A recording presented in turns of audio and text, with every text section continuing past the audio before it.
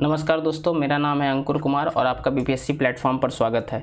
इस वीडियो में हम लोग बिहार सीडीपीओ की जो करंट वैकेंसी है उसका प्रिपरेशन, उसके प्रीलिम का प्रिपरेशन कैसे करें with in 3 months of time, इसके बारे में जानेंगे। इस वीडियो की पीडीएफ आपको अंकुर कुमार ऑफिशियल टेलीग्राम चैनल पर मिलेगी। इस टेलीग्राम चैनल से जुड़ने के लिए आपको टेलीग्राम पर जाकर सर्च करना है अंकुरो सिटी और वहां से ये टेलीग्राम चैनल ओपन हो जाएगा। इसके अलावा इस वीडियो के डिस्क्रिप्शन में भी इस चैनल के लिंक को दिया गया है, तो वहां से भी जाकर आप टेलीग्राम चैनल को ज्वाइन कर सकते हैं।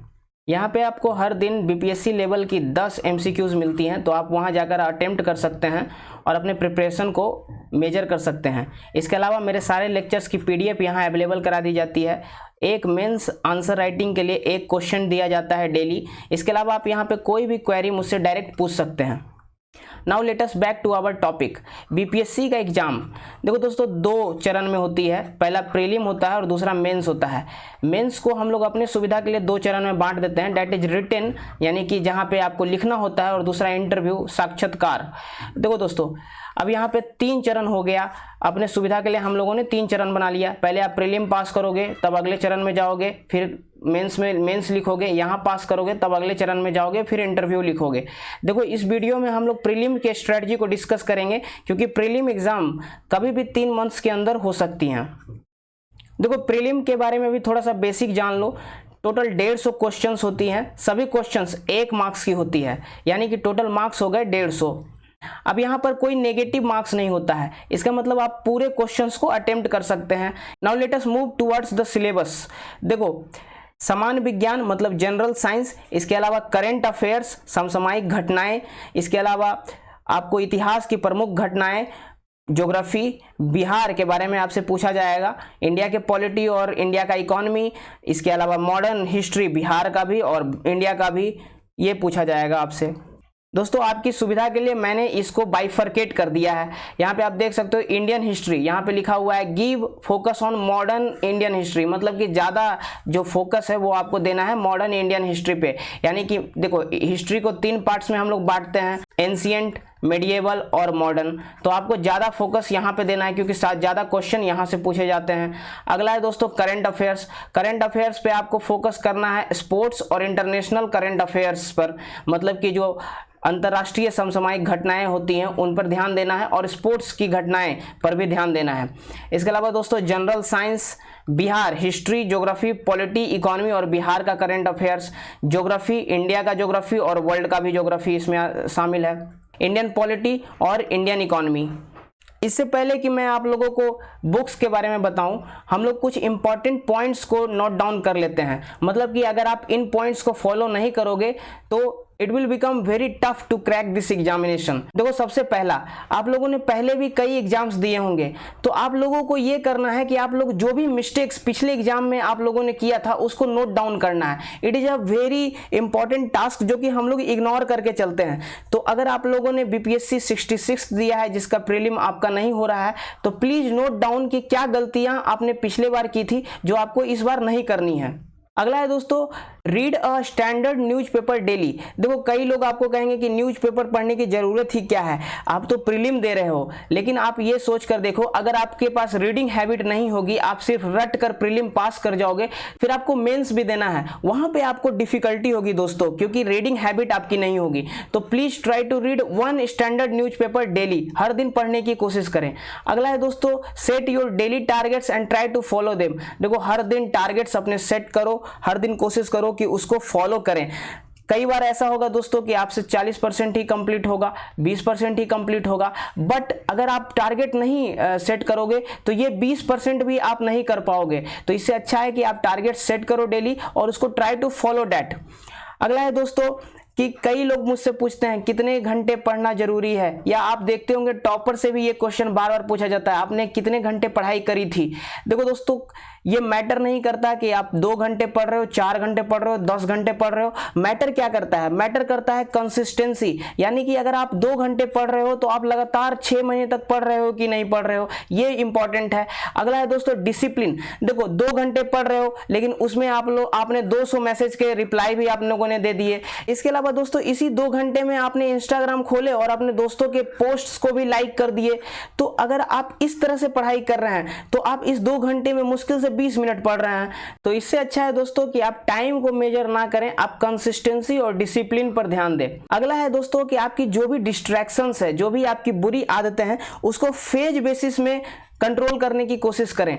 देखो हम लोगों में प्रॉब्लम क्या है, हम लोग टारगेट सेट करते हैं और उसके बाद अपने सारे डिस्ट्रैक्शन को लिख देते हैं कि मोबाइल नहीं चलाऊंगा, इससे बात नहीं करूंगा, ये नहीं करूंगा, टाइम पर पढ़ूंगा, तो ये फॉलो नहीं हो पाता। अगर आप फेज मैनर में फॉलो करोगे तो you are going to get rid of this kind of distraction at the end. अगला है दोस्तों वेरी वेरी इंपॉर्टेंट, इसको आप VVI कर लो, स्टार मार्क्स लगा लो। देखो आपको हर दिन 50 MCQ सॉल्व करने हैं, या तो आप खुद घर में इसको सॉल्व करो या फिर कोई भी अच्छी एक टेस्ट सीरीज ज्वाइन कर लो प्रीलिम की, ताकि वहां पे जाकर आप MCQs को सॉल्व कर सको। देखो MCQs को सॉल्व करने की हैबिट बहुत ही अच्छी हैबिट है। अब सबसे ज्यादा पूछे जाने वाला सवाल कि कौन कौन सी किताबें पढ़ें, बुक्स बता दीजिए and I am going to cover all the topics from them. देखो किताबें मैंने कोशिश की है कि कम से कम रखी जाए और सबसे ज्यादा मैंने ध्यान दिया है ROI पे, मतलब कि रिटर्न ऑन इन्वेस्टमेंट। देखो आप कितना इन्वेस्टमेंट कर रहे हो और उसका क्या रिटर्न मिल रहा है, ये बहुत ही ज्यादा इंपॉर्टेंट है। तो सब्जेक्ट वाइज हम लोग किताबों के बारे में जानते हैं। सबसे पहले इंडियन हिस्ट्री, देखो इसको 3 पार्ट में बांटते हैं, मॉडर्न, मेडिएवल और एंशिएंट। मॉडर्न हिस्ट्री पे सबसे ज्यादा ध्यान देना है क्योंकि यहाँ पर ROI सबसे ज्यादा है। थ्योरी पार्ट आपको कवर करना है स्पेक्ट्रम से। घटना चक्र की एक MCQ प्रैक्टिस की बुक आती है, वो आप खरीद ले, आपको आपके नजदीकी दुकान में मिल जाएगी, तो उस बुक से डेली आप MCQ की प्रैक्टिस करें। मेडिएवल और एंशिएंट के लिए आप लूसेंट या क्राउन ले लें। देखो इन बुक्स की मैंने फोटो नहीं लगाई है क्योंकि अगर आप प्रिपरेशन कर रहे हैं तो आपको ये इन बुक्स के बारे में तो जरूर मालूम होगा। मेडिएवल और एंशिएंट के लिए मैंने अलग से किताबें इसलिए नहीं ली है दोस्तों क्योंकि उसका ROI बहुत कम है। अगला है करंट अफेयर्स।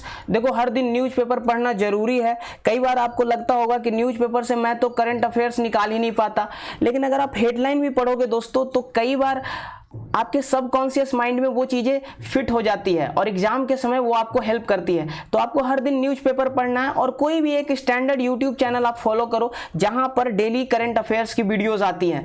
देखो अगर आप प्रिपरेशन कर रहे हो तो आप कम से कम ऐसे 10 यूट्यूब चैनल को तो जानते ही होगे, तो कोई भी एक चैनल आप फॉलो करो और उसको रिग्रेस तरीके से फॉलो करो। मतलब कि आप ऐसा नहीं कि आपका दोस्त जो है X चैनल को फॉलो कर रहा है, आप पहले से Y चैनल को फॉलो कर रहे थे, आप यहाँ पे शिफ्ट हो गए, फिर आपके एक कजन ने सजेस्ट किया कि अरे Z चैनल को फॉलो करो, वहां तो सबसे अच्छा करंट अफेयर्स आता है, तो आप Z चैनल पे शिफ्ट हो गए। तो ये नहीं करना है दोस्तों। अगला है कोई भी एक मंथली मैगजीन आप परचेज कर सकते हैं जो कि आपको मार्केट में अवेलेबल होती है। इसके अलावा दोस्तों और कुछ करने ना बैठें, क्योंकि अगर आप बहुत कुछ करेंगे, आप खुद की नोट्स बनाएंगे तो उसका ROI बहुत कम है दोस्तों। अगला है जनरल साइंस। जनरल साइंस के लिए आप लूसेंट की जनरल साइंस की बुक ले सकते हैं, ये वाली, और यहां से आप इसको कवर कर सकते हैं। जनरल साइंस से दोस्तों बहुत ही ज्यादा सवाल प्रीवियस ईयर्स में पूछे गए हैं और आगे भी पूछे जाने की संभावना है। बिहार के लिए आप क्राउन की इस किताब को फॉलो कर सकते हैं। इसके अलावा भी कई सारी बुक्स मार्केट में अवेलेबल हैं, but I will suggest you to buy this book only. अगला है दोस्तों ज्योग्राफी, इकोनॉमी और पॉलिटी। सभी की अलग किताब लेकर नहीं बैठेंगे, इसीलिए नहीं बैठेंगे क्योंकि उनका ROI कम है। अगर आप सिर्फ पॉलिटी की M लक्ष्मीकांत पढ़ने बैठ जाएंगे तो आप बहुत ही ज्यादा समय इसमें लगा देंगे और अल्टीमेटली इससे 2 या 3 प्रश्न पूछे जाएंगे। उसी तरह से आप इकोनॉमी और ज्योग्राफी पर भी बहुत ही ज्यादा टाइम इन्वेस्ट ना करें, क्राउन या फिर लूसेंट खरीद लें और उसी से कवर करने की कोशिश करें। और अंत में दोस्तों आपके सफर का साथी BPSC प्लेटफॉर्म। यहाँ पर आपको क्या मिलता है? यहाँ पर आपको मिलता है सिलेक्टेड कैंडिडेट्स से गाइडेंस। BPSC प्लेटफॉर्म एकमात्र चैनल है दोस्तों जहां पर सिर्फ BPSC एग्जाम्स को फोकस किया जाता है और यहाँ पर फ्री कोर्सेस अवेलेबल कराई जाती हैं। इसके अलावा डेली लेक्चर्स मिलते हैं आपको एक्सपीरियंस्ड और क्वालिफाइड टीचर्स से। और लास्ट में दोस्तों आप लोगों के लिए एक सरप्राइज अनाउंसमेंट, मैं लेके आ रहा हूं 3000 plus MCQ questions for BPSC 67th और BPSC CDPO। तो BPSC CDPO से पहले दोस्तों मैं कोशिश करूंगा कि मैं 3000 MCQs को कवर करा दूं और MCQ के थ्रू हम लोग पूरे थ्योरी पार्ट को भी पढ़ लें।